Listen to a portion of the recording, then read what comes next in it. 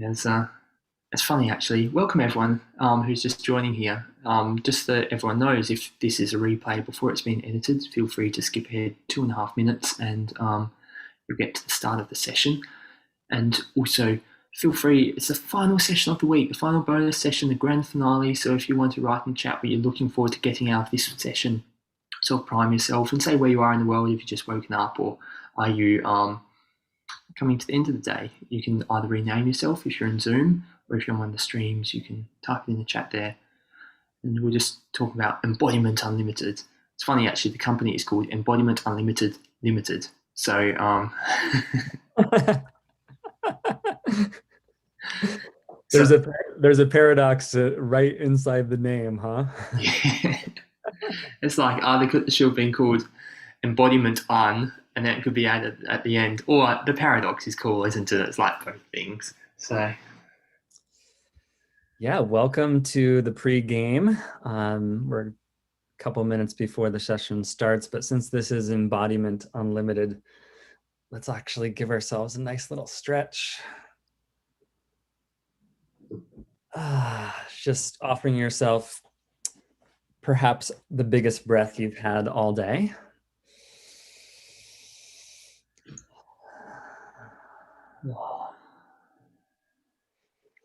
I'm sure there's at least a couple of people that have been on the computer quite a bit already today, so it's nice to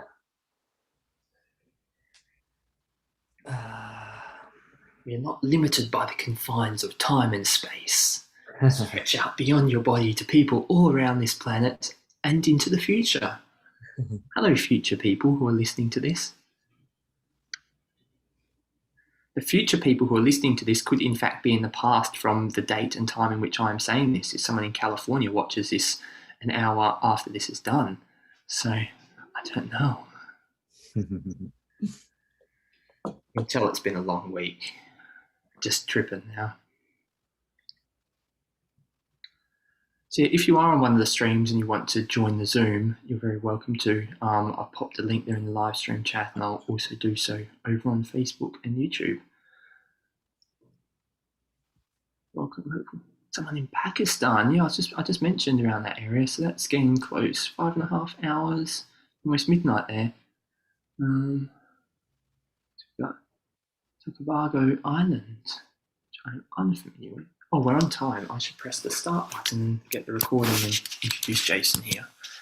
So here we go.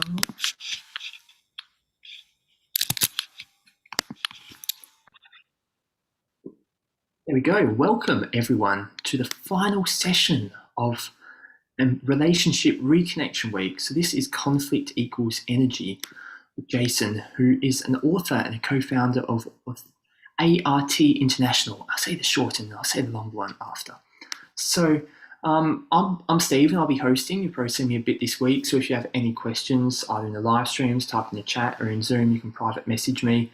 And if you are in Zoom, we'd love if you had your camera on. Jason, it'd be just nice to have a little bit of feedback for Jason to see how things are landing, and it also allows us to see how you're doing as well, which is nice. If you're on the stream, we can't see you, so don't worry about that. You can join the Zoom room, as I said. And since this is the final session, it's not actually over. Like 5 times as many of you watch this on replay as you do live. So if you want to share this with anyone who would benefit from more fun, better boundaries, deeper intimacy in their relationships of this whole event, the replays are available this weekend. You'll be sent them. So I'll pop a link there in the chat if you want to send it to someone who will thank you and be grateful that you shared this cool stuff with them, as we want many people to benefit and get it for free during this week. Obviously, the course goes a bit deeper than this. It runs over 8 weeks, and you'll need time and practice, and you'll have peer groups and learning with actual teachers and live things and breakout rooms and all this sort of stuff. But if that's not right for you at the moment, it's totally fine. Just be getting as much as possible out of this. So write down anything that you find useful or make a note. In terms of the course as well, if you've ever felt unsatisfied in relationships, frustrated, you're not getting what you want and need, if you're lonely even though you're in a relationship, or like you're the only one trying, you're not actually alone, because no one actually teaches you this stuff. So like creating a healthy, happy relationship isn't easy. Like stuff like learning to set boundaries or communicate openly, be playful and fun, meet each other's needs.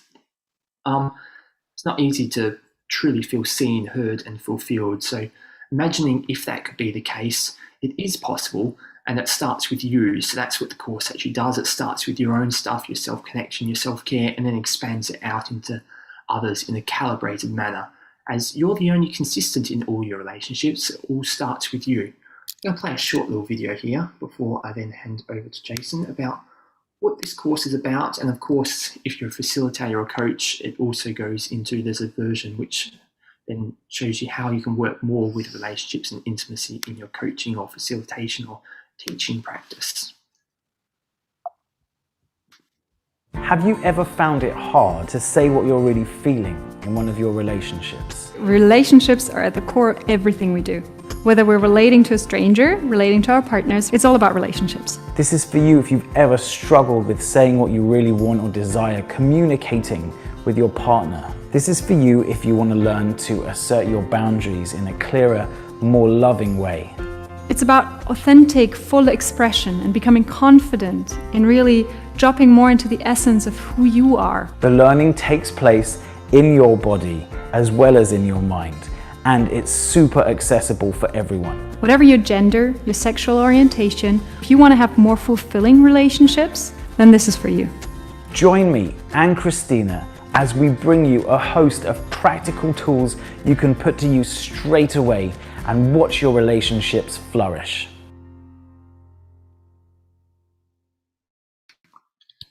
So that is the course. If you're interested, you can take your time on deciding. The early bird offer expires next week, so there's plenty of time to decide if it is for you. All the recordings are included in various amounts in each package. And if you're one of the first 100 people to buy it, you go into the draw to win a free one-to-one coaching session with either Mark or Patricia or Erica or Christina, who you just saw in that video. So that's a 1 in 25 chance if you're one of those first 100 to buy. So if you have decided, yeah, that's for me, I want all these recordings, I want the course, the journaling, peer groups, all that sort of stuff, get it now so you can go into the draw. If not, okay, and you can decide over the next few days, over the replay weekend. But I'm going to head over to Jason, who is the author of Conflict Equals Energy, the transformative practice of authentic relating. He's also created thousands of hours of media for the Integral Institute and has taught authentic relating and circling for nearly a decade all around the world. So Jason, I'll let you take things away. Thank you, Steve. Thank you, everyone, for being here. And I was really delighted to be invited by Mark. Actually, last minute, he messaged me a week and a half ago. It was like, oh, we want to bring you in for a bonus session on Friday, and we're doing this relationship reconnection week. And I got to take a one-day course with Mark in Amsterdam and on facilitation, and I just learned so much from him, and really delighted to be here. And I have two parts of a presentation for all of you today. And we'll do a question and answer section after each. And anything else I want to say about myself? Yeah, I have worked for the philosopher Ken Wilber. If you're familiar with him, I worked with him for about 8 years producing content as a video producer, and then branched out as a teacher and facilitator. And these days I'm mainly training facilitators, people to lead groups, and also teaching authentic relating and appearing on podcasts and all that stuff to promote the book. And so this is the book, Conflict Equals Energy. And the content that I'll be sharing today is definitely some of the highlights in the book, but specifically applied to romantic relationship, which is a topic of great interest to me, like near and dear to my heart. So who else would say that? It's like they're here primarily because their romantic partnership is really important to them. Like, yeah, a lot of us. Yeah, it tends to be an area of life that challenges us to grow continually, and also can provide the most delightful, beautiful, heart-expanding experiences, as well as fulfill a lot of needs. Like we have a lot of needs for safety and security as human beings. And that's going to be one of the themes of this presentation, is our needs for safety and security and our needs for spice. We'll just call it spice for now. So I'm going to share my screen with y'all. And feel free to take care of yourself and stretch and move, get up, whatever you need to during this presentation. So I'll probably go for about 10 or 12 minutes now, and then we'll do a Q&A on this first section, which is really themed around polarity. So let me just make sure I have the presentation ready. So this is me and my wonderful partner, Kelly, during our most recent camping trip. And in a sense, it's a new relationship. We've been together for over a year. And so we're navigating, as all couples do. And the primary thing that I use to navigate inside of my romantic relationship is polarity. So we're going to talk about transforming energy. We're going to talk about conflict equals energy in the second part. The first part is really about polarity. And there's a fundamental polarity within authentic relating that we use between belonging and authenticity. And some of this teaching comes from Gabor Mate, who's familiar with the Canadian psychologist Gabor Mate and some of his work. Yeah, some of us.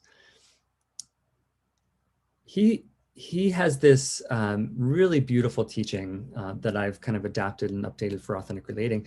Essentially, when we're children, primarily between the ages of 2 and 5, we are faced with a constant dilemma, which our caregivers are our mother or father, or caregivers are life itself. They are essential to our survival, such that we cannot, in any circumstance, choose authenticity over belonging. Basically, when we're left with a choice of authentically expressing ourselves, or the threat of losing connection with our parental figures, we will only choose belonging 100% of the time. That's the only thing we can do. That's the way our nervous system is wired. And it sets up, well, first of all, it helps us have a healthy functioning ego, which we need. But it also, our ability to suppress our emotions and be socialized so that we can be a healthy member of society instead of a antisocial, which is what we don't want to be. But it sets up a dilemma later on that really starts in our teenage years when we're individuating from our parents.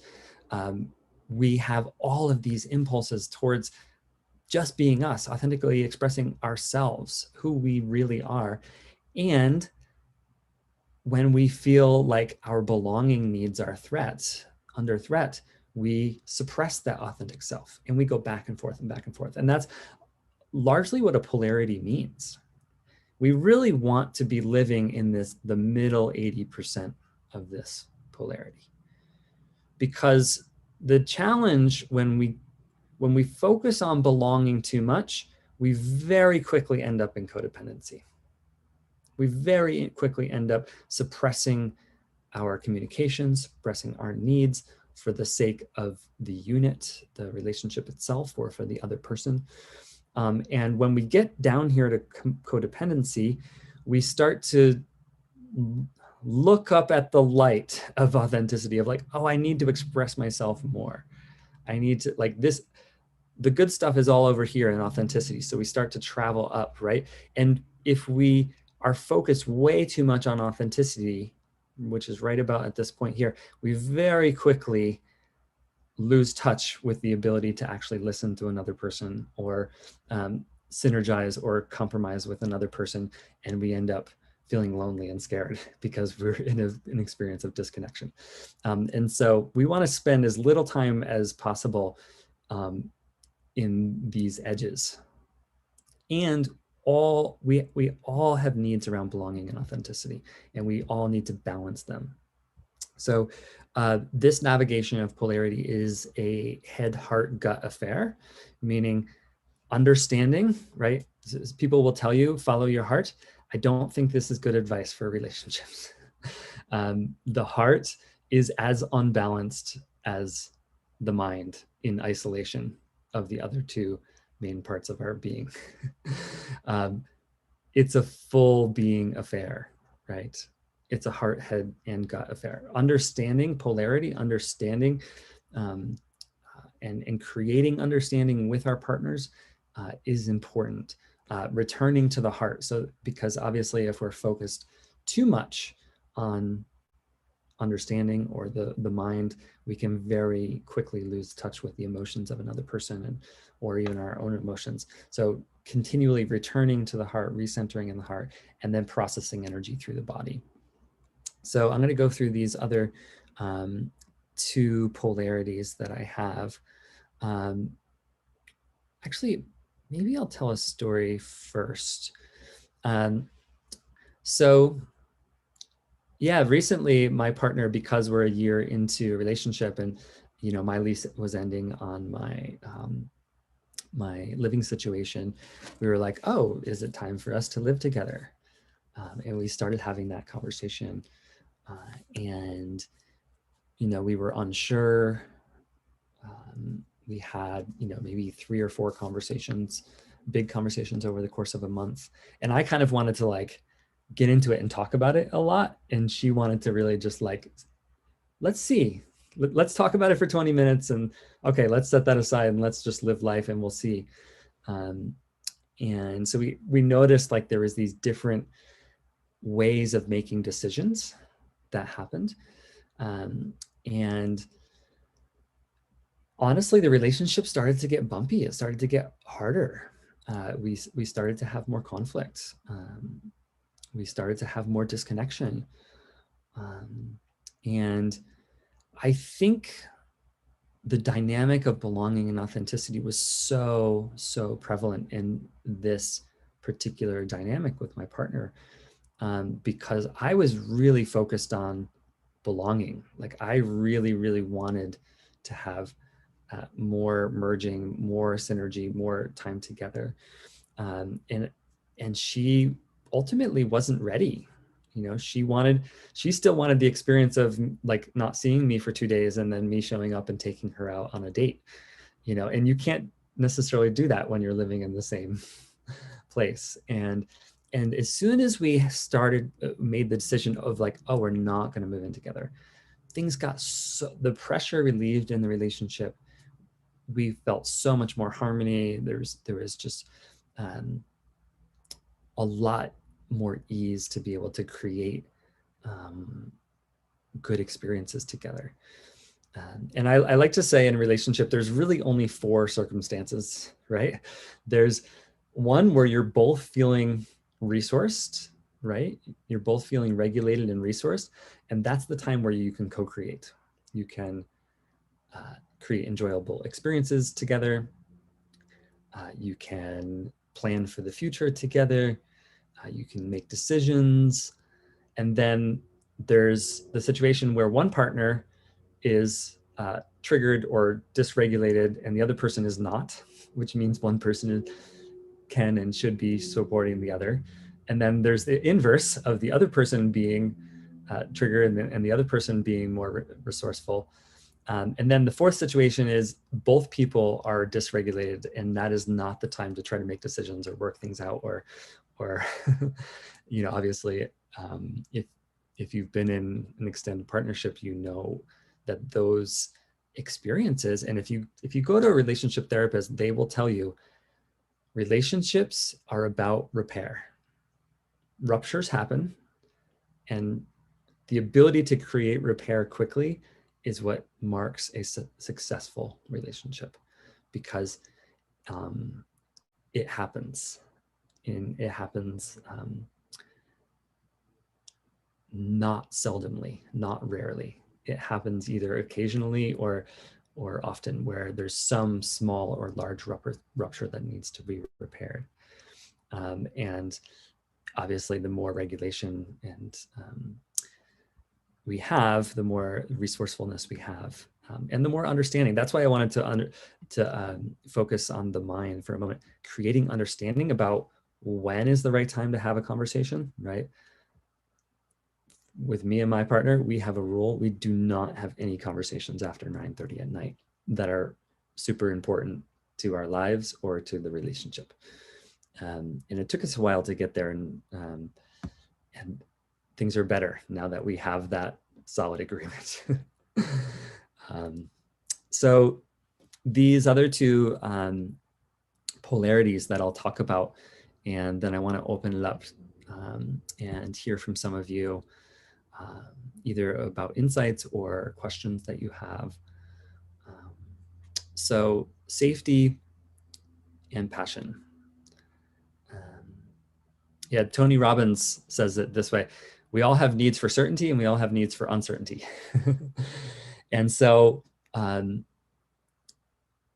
the heart is a very tender organ. And one of the main reasons we have partnership, and it could be different, it could look many different ways. You don't need to live together. It doesn't even need to be an exclusive partnership. But if you're really in the game to have a primary partner or have a monogamous partner, safety is a big thing, that need that we're meeting.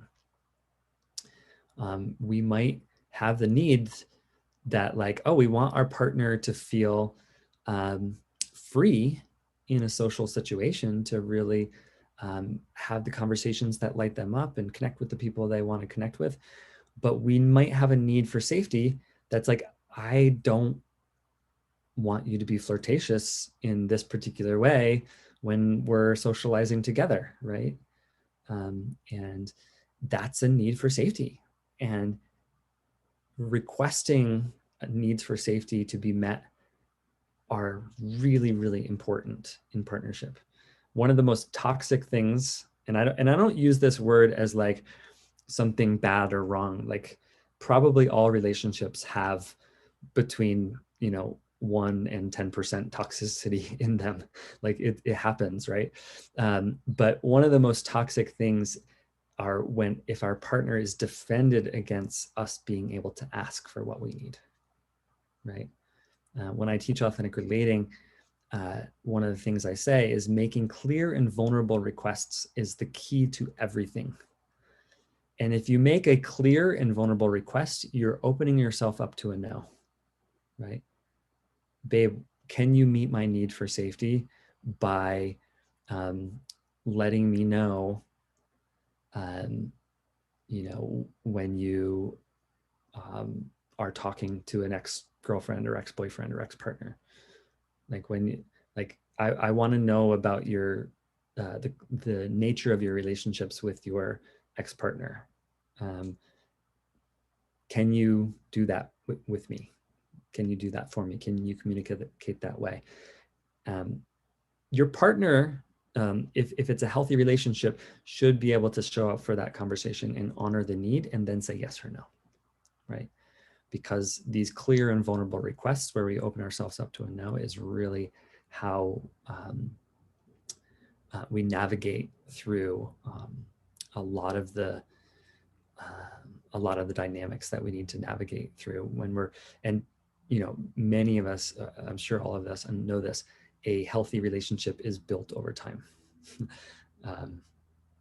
Passion, so the other side of the polarity, passion and attraction and chemistry is not a healthy relationship. They are two very, very, very different things. And passion and chemistry alone do not make a healthy relationship. A healthy relationship is built after the period where we call this the honeymoon period, right? When we're in the honeymoon period, passion is present 75 to 99% of the time, consistently for 6 months straight, right? And when you're on the other side of that experience, passion can exist frequently, and it can be one of the most important parts of your relationship, but it's not going to be there effortlessly 90% of the time anymore. It's a different phase in the relationship, and that's when it needs to be, when we need to build healthy relationship. So when we experience dullness in a relationship, that's normal. right? When we actually go for safety too much too often, we end up in an experience of dullness, and we need to cultivate more passion, right? If we're focused on passion and we're not validating our partner's needs for safety, it can be very very tiring. I think likely all of us know the experience of having an emotional roller coaster with a partner and feeling the weariness and then trying to show up for work the next day when our heart is aching, right? Safety is a way to make sure that I'm not experiencing this weariness too much, too often, that I can really be functional in life, right? So this second polarity I want to talk about, we have this word routine in English. Who identifies as like really disliking routine? Let me see. I'm one of those persons. Who identifies as really thriving on routine? I'm not one of those people. Let me click through and see if we have any of those, right? Without, I use the word ritual here because I think it's a better word. Our morning rituals, our routines are really what ground us. We can only navigate and process so much change so quickly. We really need integration, time and downtime to manage the changes in life. And relationship is,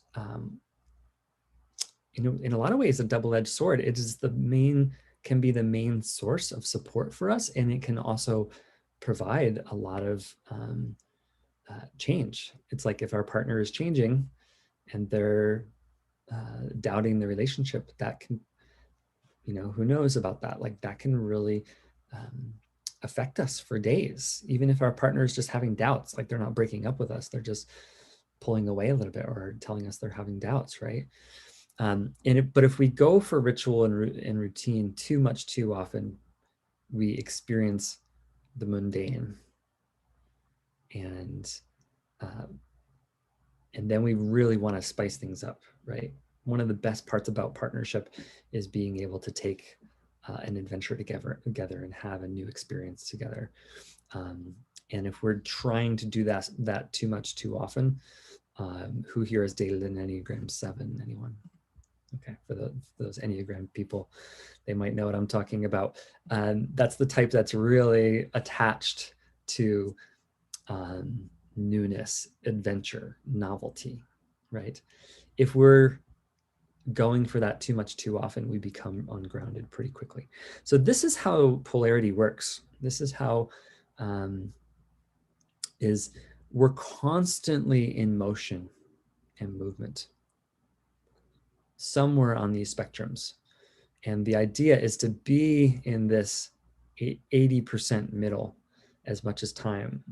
I'll talk a little bit, I'm sure, in this session about setting context, because it's setting context is the most important tool that we have for having conversations with our partner and authentic relating. But that's the first half of my presentation. So who wants to jump in with either a question or a comment or an insight?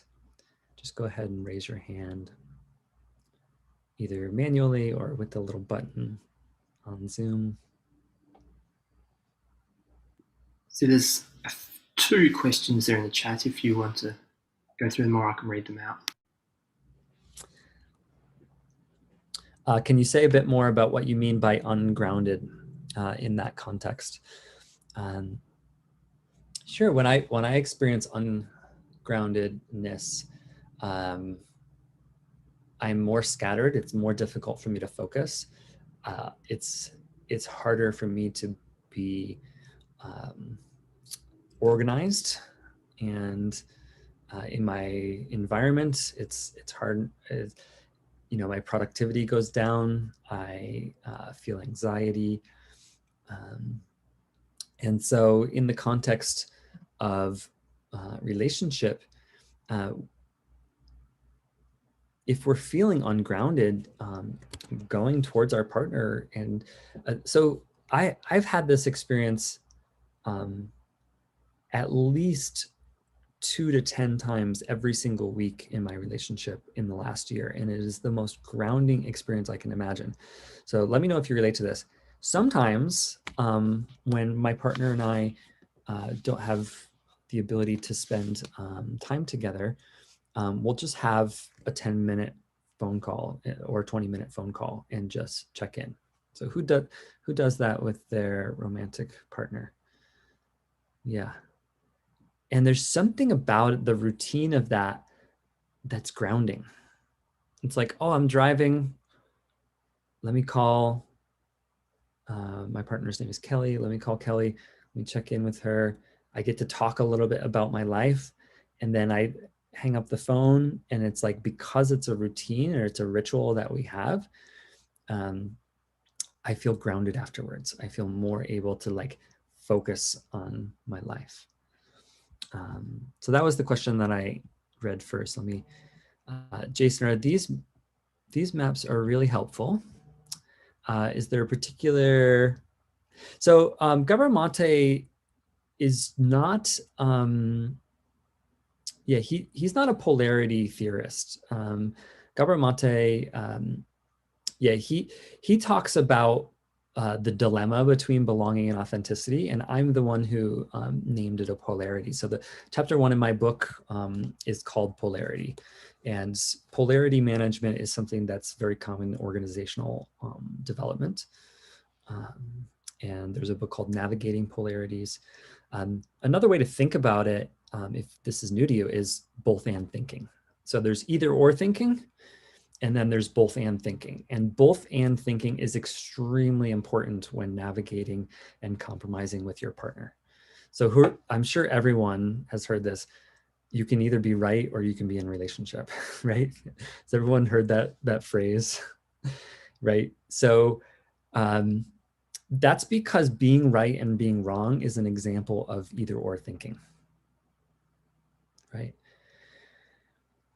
An example of an example of both and thinking is my partner is saying something, my mind is disagreeing with it. What is the value that my partner is coming from that I can validate? And how can I meet her value without giving her everything that she wants automatically? Because if I give her everything that she wants automatically, that's called codependency. That's not called relationship.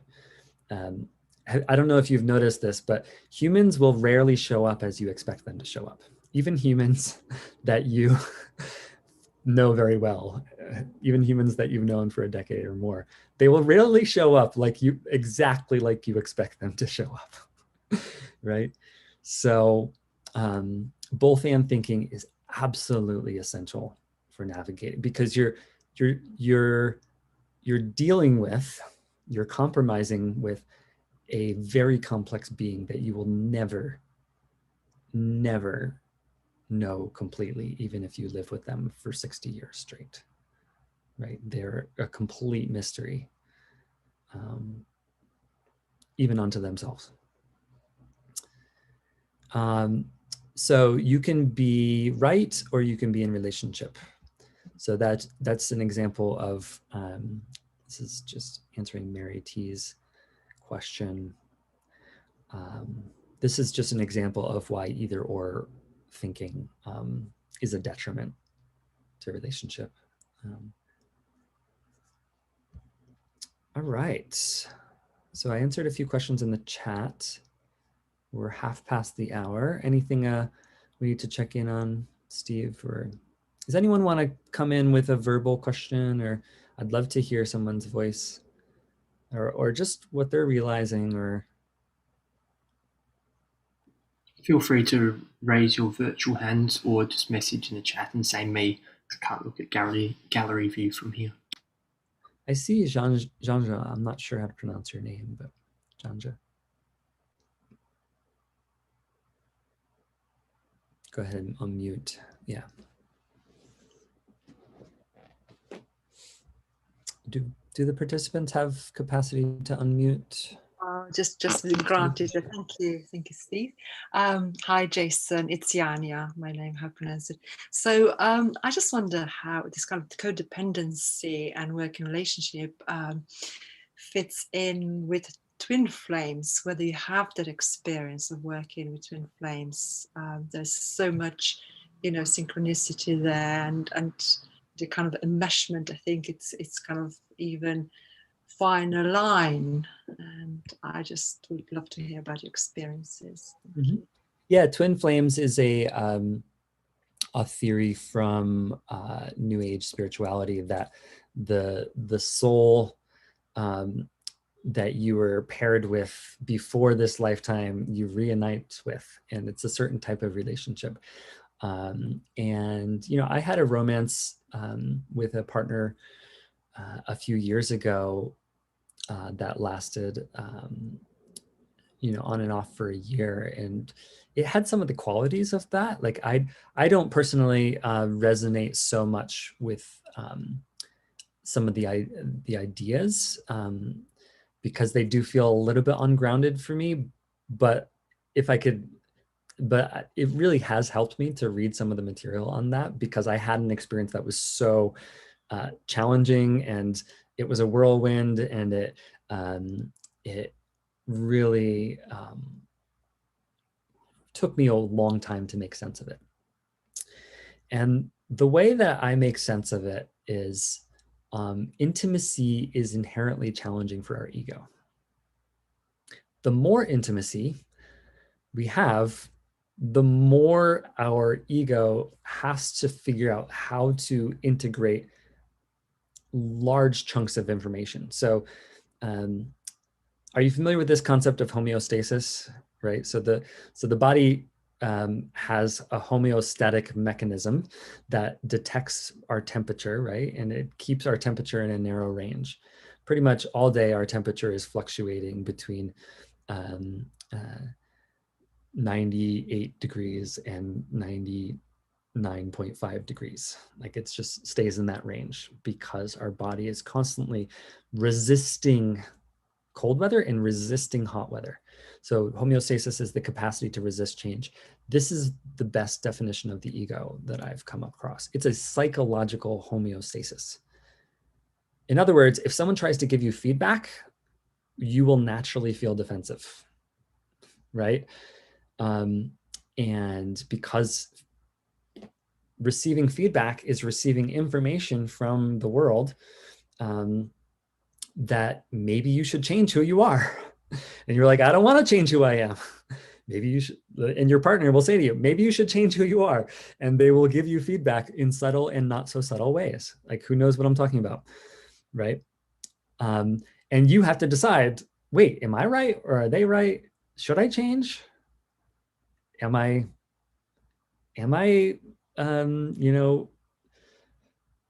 messed up in this area of life and I should be better, right? So the more intimacy, the more emotional information we need to be able to integrate, the more feedback we need to be able to integrate.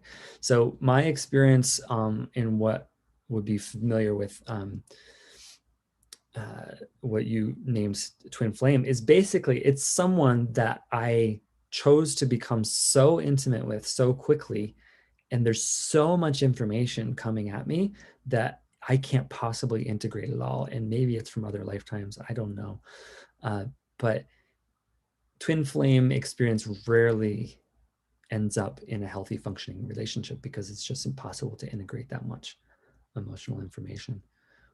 And that's kind of where I came from. It's like, why did I decide, like, even though I was enthralled with this person, why did I decide not to be in a relationship with them after a year? It's because I don't think you can make a healthy functioning partnership from a place of ungroundedness. And you need a lot of shared understanding. And for most people, you know, I'm 45, and I, you know, am in a healthy, happy, loving partnership. And it took me a long time to learn to go at the right pace. For most of my life, I went too fast, and then found myself challenged beyond recovery in like just the sheer amount of information that intimacy gives us. And by the way, leading up, working on a project with someone, you know, working with someone on a daily basis, friendship, family, all of these are versions of intimacy. And I hope that's helpful. Yeah. So I think I do have another half of a presentation, but I don't know if it fits inside the context of what we're doing right now. It's a whole process. Can I have some guidance from you, Steve? Do we want lots more information, or we want to keep going on these same topics? Yeah, it's an interesting. Someone just wrote yes in the chat. I'm not sure which yes. It's interesting. I don't see any more questions as such, but if you feel like flowing with what's arising now, that's totally okay. Or if you feel like you can switch modes, either or. None of this structured ritual. Cool. Yeah, I'm going to go into the second half. Where does this bit come from? So conflict equals energy is the name of my book. And it's a poetic attempt to capture something that is both a very, very big problem and a very, very big solution. So who has heard, I'll talk a little bit more about the book and the phrase conflict equals energy. That's exactly where I'm going to go in the second half. But who's heard this phrase, this thing? I don't know because I don't know Chinese. But the Chinese character for opportunity and conflict are the same character. Who's heard that, right? Yeah. So that's what the title of the book means. It means that conflict is emotionally painful. It's emotionally painful to be in an experience of disconnection with either someone we love, someone who's important to us, like a friend. Thank you, Carolyn. She's correcting me. Crisis and opportunity. Yeah. Or, you know, if someone's really important to us just because they have some small or large stake in our livelihood because we work with them, right? Being in conflict, who knows that a minor conflict at work can just feel like hell and keep you up at night, right? Why is that? Because we are wired in our nervous system for survival, and at work, our livelihood is literally on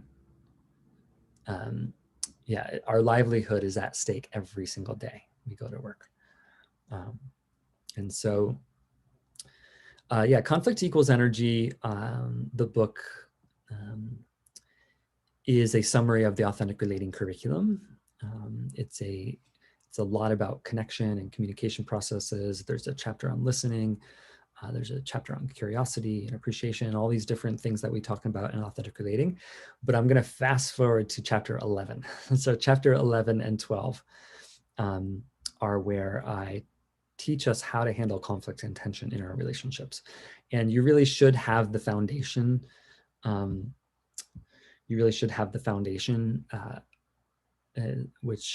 Because this is a very brief summary. So there's an entire chapter in the book called Emotional Aikido.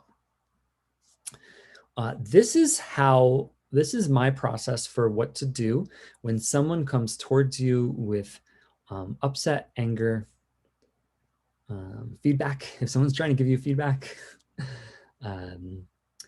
if someone doesn't like what you're doing. So step one is do nothing.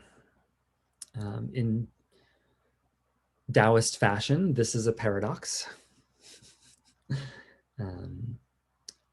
Do nothing really means breathe, ground yourself.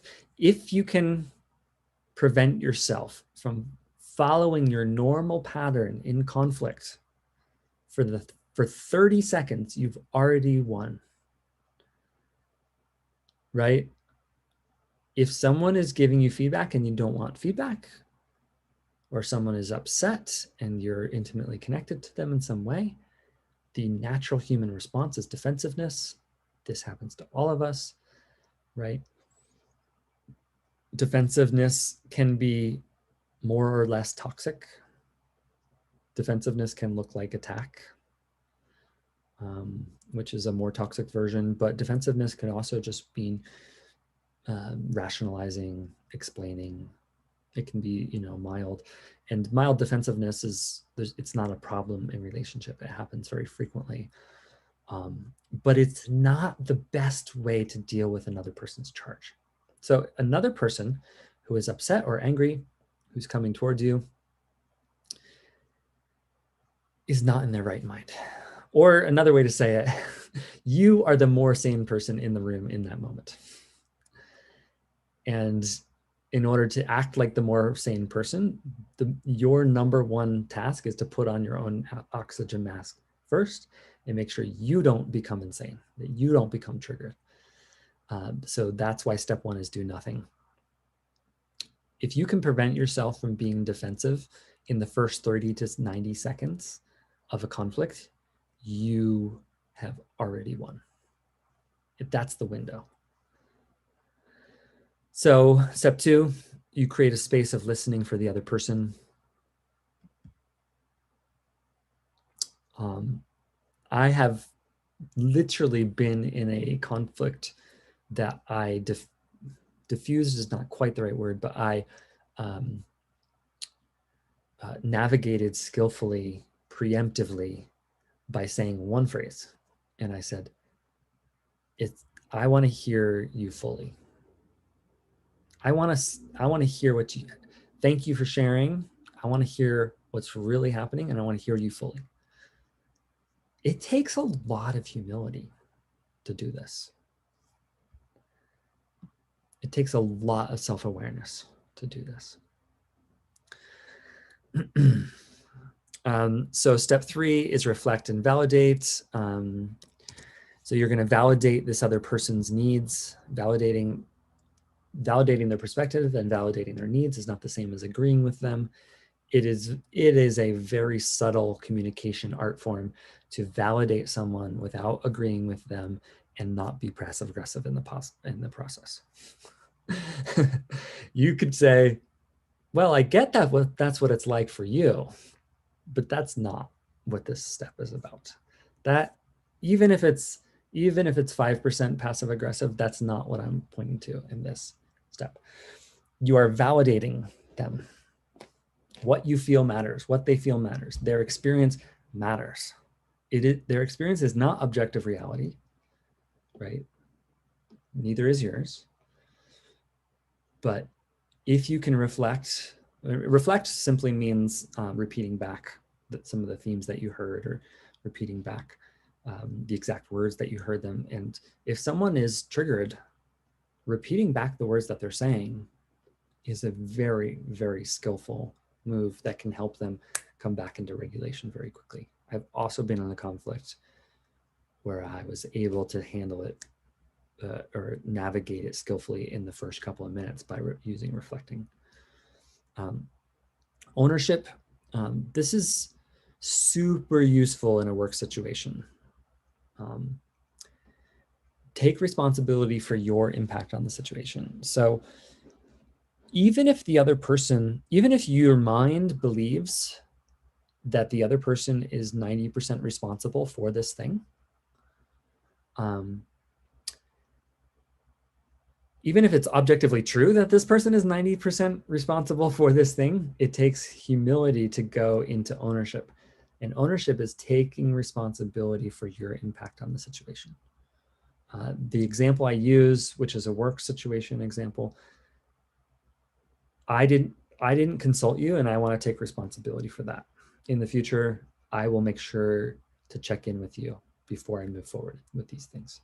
That's an example of taking responsibility without going into shame, without going into collapse. So we don't have time to talk about dignity and humility, which is one of the main polarities of authentic relating. But apologizing with dignity is totally possible without collapsing. So sharing impact, this is step 5. Let me check my time. Okay, yeah.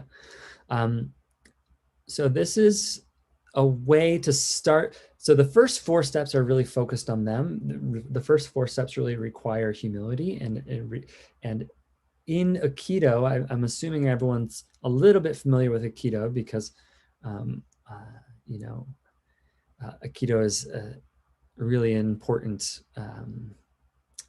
thing for embodiment, the embodiment community. Aikido is essentially like, oh, give me your energy. Oh, thank you for your sharing. Tell me more. Aikido is really receiving someone else's energy fully and then redirecting. It's receiving someone else's energy fully, then transmuting it into love. Step 5 is where you start to include yourself and go back more to balance. So you share how this conversation is affecting you right now in the moment. This is called sharing impact. If the person is able to acknowledge that you're a human being who has their own experience and has a right to their own experience, then you can move towards a more collaborative conversation. If the person is still triggered or doesn't want, like, if they don't seem open to your perspective when you do this, what I'm suggesting, and this is really radical, that you don't share your perspective. In fact, the perspective of dignity is like, I have a truth. I feel dignified in my perspective. I have a truth. When you're ready to hear it, let me know.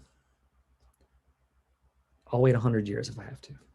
That's actually the posture of dignity.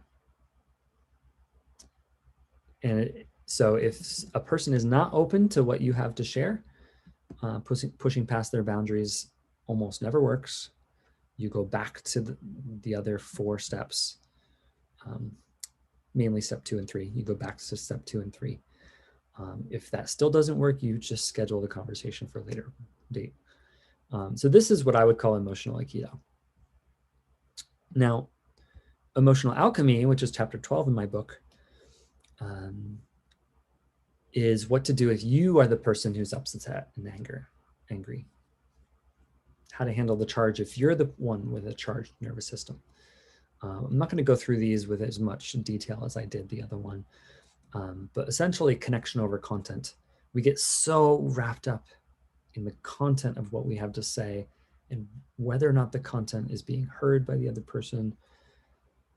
But if this is a valued business partner or a friend or a romantic partner, actually the importance that they have for your life overall, over time, over years, is infinitely more valuable than the content, infinitely more important than the content. So why not put relationship first? Why not have connection over content, right?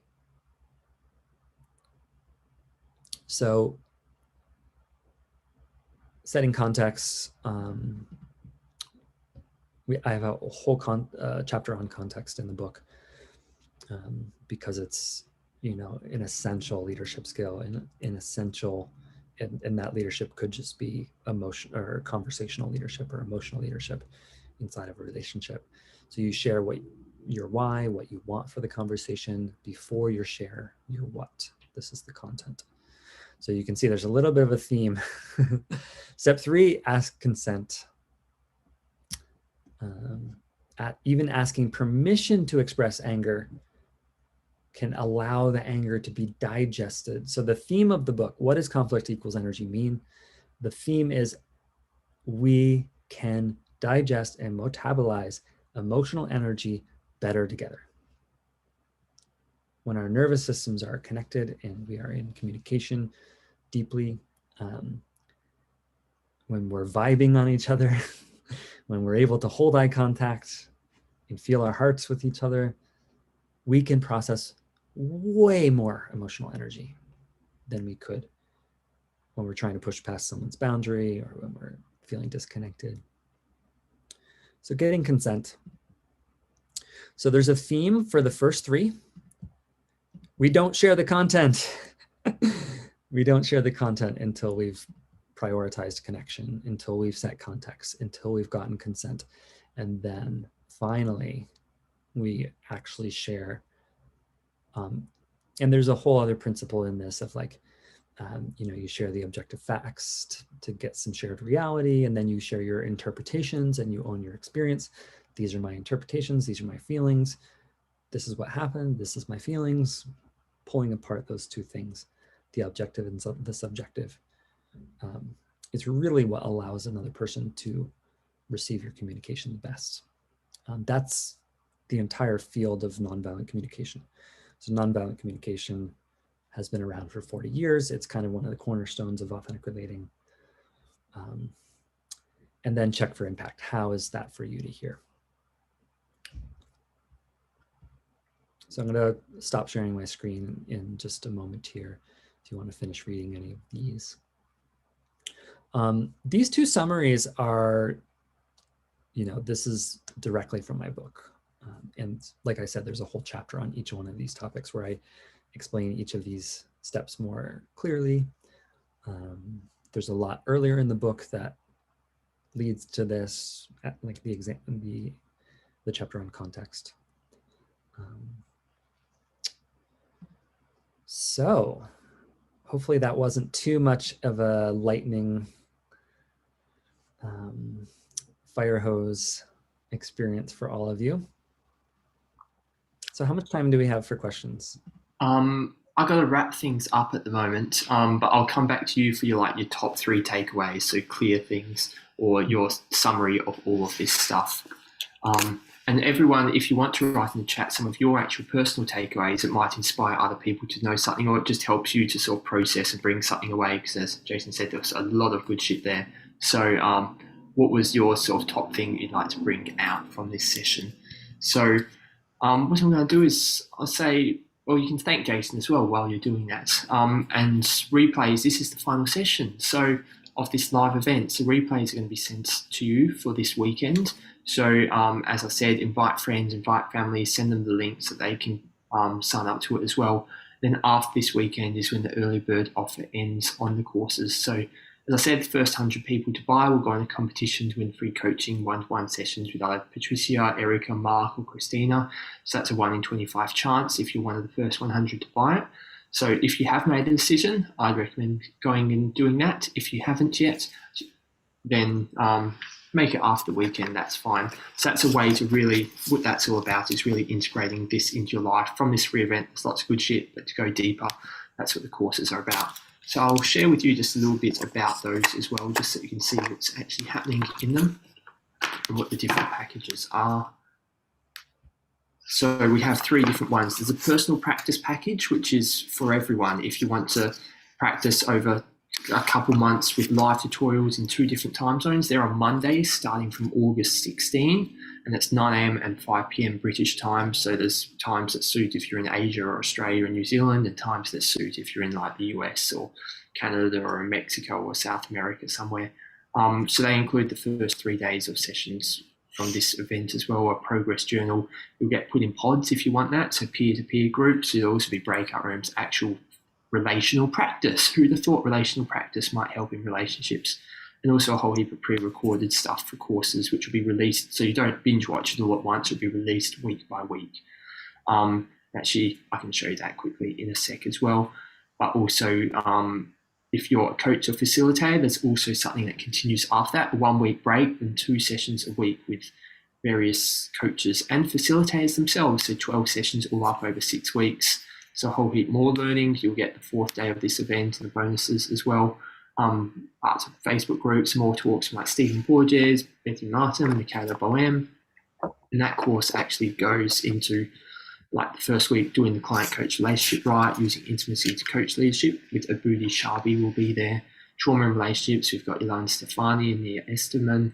Week 4, we've got some authentic rating stuff. So we've got Vix, and we've also got non-violent communication with Ron, who you haven't seen on this event. Week 5 is your relationship to pleasure and how that impacts your coaching. We've seen Jamie yesterday and Patricia a couple of times as well.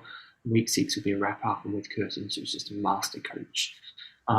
So that's what that includes. And in terms of dashboards, if you want to have a little look at that first 8-week course, as I said, there's a little bit of intro stuff. There's a progress journal that you'll fill in. And then each week has different stuff that you have to complete, and you'll go through it in live sessions with your practice groups and continue that throughout. You see there's a ton of different stuff there, which Adam and Christina have recorded, and will then be diving into live with a heap of practice. So if relationships is something you want to work on, you want to start from yourself and then let that go out into the world, I'd recommend checking out that course. Make the decision next week before early bird offer ends, or if you have made that decision, of course, you can get it now to go into that competition. If there's any questions, feel free to write them on our Facebook group as well. But otherwise, share the love from this event. If it's not for you, just do what you can from this free event. And yeah, I hope you enjoyed it. So I'm going to come back to Jason quickly now for his top 3 takeaways. And he may be able to hang on for a couple minutes if anyone wants to ask a final question as well. But I'll let you do your top 3 takeaways first, Jason. If anyone needs to head off, that's fine. I'll keep recording it. So I'm going to say following the heart is bad advice for relationships. It's actually our understanding that is our guidance system, and our heart is also just as important, but it's not the domain of intelligence. That it's not the guidance system, put it that way. Another one is the thing I said towards the end of the presentation. We can process more emotional information together. In other words, relationships can be healing. Connection can be healing. A lot of our challenges come from earlier relationship disruptions, and our romantic relationship can be the most healing experience that we have in life. And it's all about building shared reality, shared understanding, and then connecting our hearts and allowing that emotional energy to move through. And the third thing is really get the awareness of when you're in either or thinking, which is really useful in certain domains of life like work. And either or thinking is valid. I'm not saying it's invalid. It's important, but really get what it feels like in your body when you're in either or thinking versus both and thinking. Because either or thinking is awful for romantic relationships. It's really good for other areas of life. And if you notice yourself in the feeling tone of either or thinking in your relationship, learning to switch, learning to flip that switch to both and thinking. Great. Thank you, Jason. Thank you, everyone, for coming here, whether you're on the live stream, whether you're here in the Zoom room, or whether you're on YouTube or Facebook or, well, anywhere, really. So recordings, as I said, available this weekend, and I can stick here for 5 more minutes if there's a final thing, then go head off and close the room. So cheers all. Yeah. Thank you. For those who are on Zoom, I just want to say I'll put like a link in the chat, which is a free chapter of my book. If you're interested in doing that, you can find it on Amazon, and I'd love to stay after for 5 or 10 minutes and answer some more of your questions. Thank you for all of the well wishes and gratitude in the chat. It feels really great to be with all of you.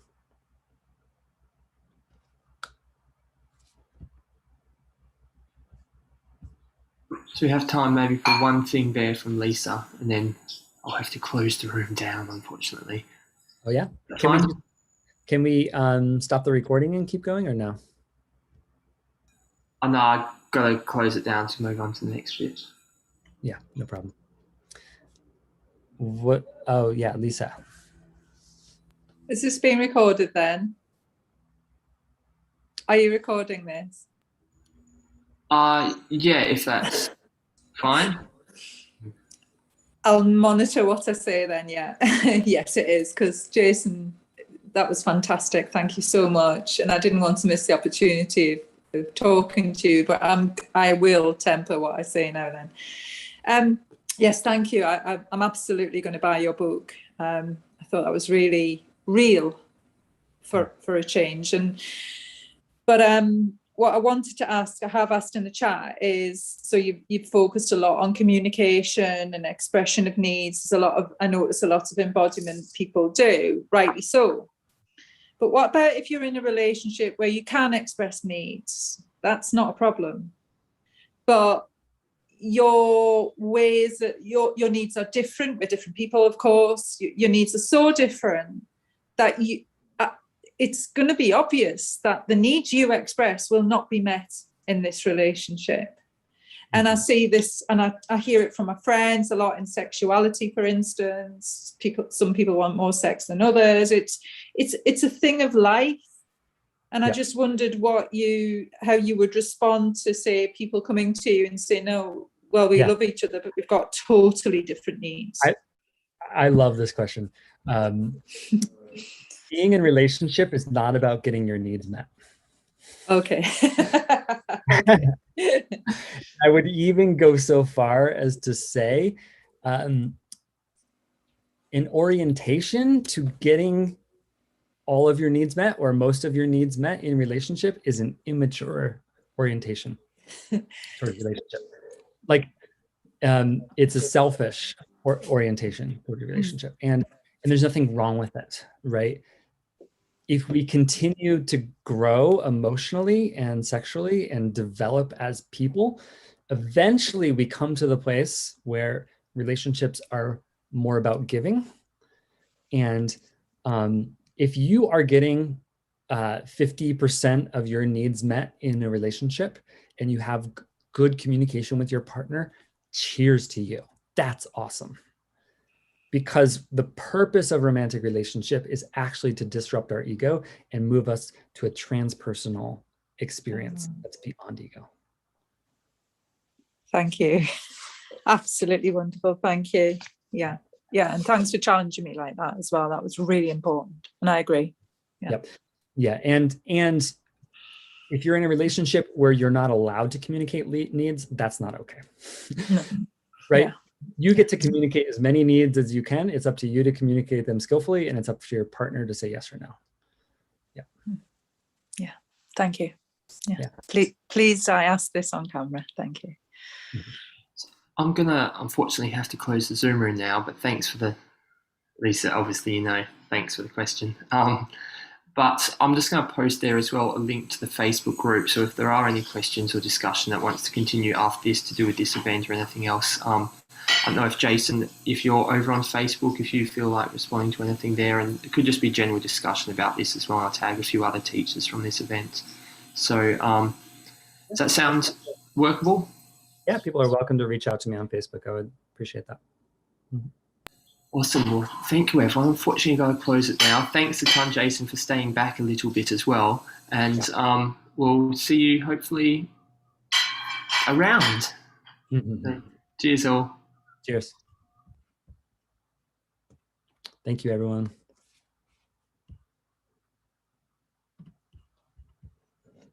One can unmute to say thank you or goodbye. Jason's gone.